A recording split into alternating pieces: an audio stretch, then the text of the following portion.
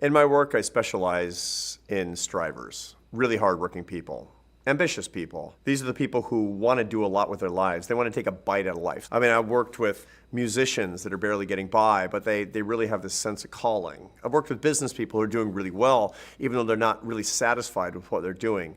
What all strivers I've ever met have in common is that the higher they climb and the more success that they have, the more insecure they feel in their own success because they're not quite sure that they've earned it or deserve it. That's called imposter syndrome, of course. It's completely natural.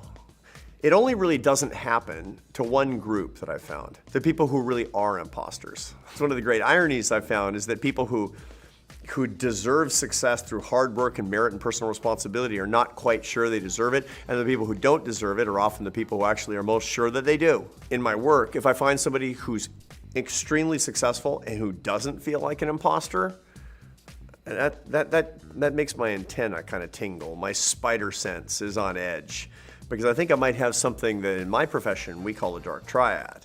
Dark triads in business or in personal life are people who are above average in 3 characteristics. Narcissism, it's all about me. Machiavellianism, I'm willing to do what it takes, including hurting you, to get my way. And psychopathy, to be psychopathic, which is to say, I'm gonna hurt you and feel no remorse. You might think that that's super rare. It's not. 1 in 14 people in the population is above average on those 3 characteristics. Dark triads are 7% of the population. You know them.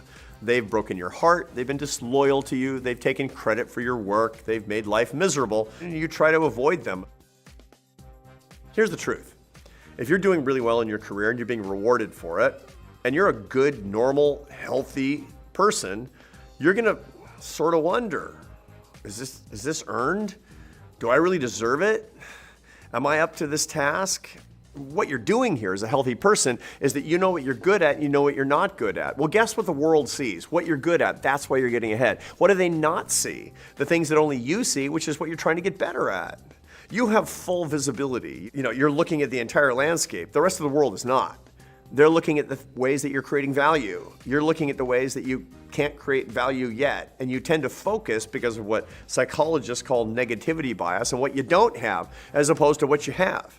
When you focus as a striving, hardworking, ambitious, and upwardly mobile person on what you don't have, you're gonna feel like an imposter. That's just the way it is, unless you're a dark triad. So what do you do if you have imposter syndrome? The answer is to understand it, keep up to date with it, and keep trying to get better at the things that you're not good at yet. This is an opportunity. It's for growth, for becoming the person that you truly want to be. Even if other people overestimate how awesome you are, which of course they do, right? You don't have to, and you can focus on the ways that you can actually become better. If you feel imposter syndrome, that's great. That means all kinds of good things about you, but don't miss the opportunity. Don't miss the opportunity to focus on the ways that you actually can get better and keep striving more for it. Lean into the imposter syndrome without giving into it. Lean in without giving in. When you're an accomplished professional and you're upwardly mobile and you're being successful, what that means is that people are focusing more on your strengths than your weaknesses. And it also says you have more manifest strengths than you do weaknesses. Now, if things are going in the wrong direction, you're getting a whole lot of bad press and you're on your way down, it means people are paying more attention to your weaknesses than your strengths. And it might be that your weaknesses are a bigger deal than your strengths. The truth is, if things are really, really rough for you, you're not all weaknesses.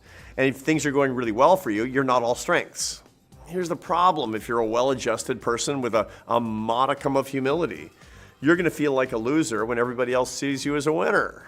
But rest assured that when things are going well for you, that means that people are more focused on your strengths than they are on your weaknesses. Don't focus more on your weaknesses than your strengths, but recognize them, because that's your opportunity for growth and change and improvement.